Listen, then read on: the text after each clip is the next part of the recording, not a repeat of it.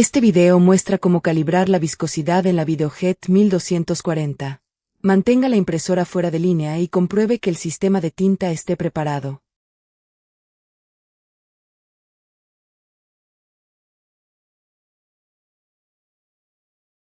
Abra el menú principal y acceda a la fase 2 de la instalación.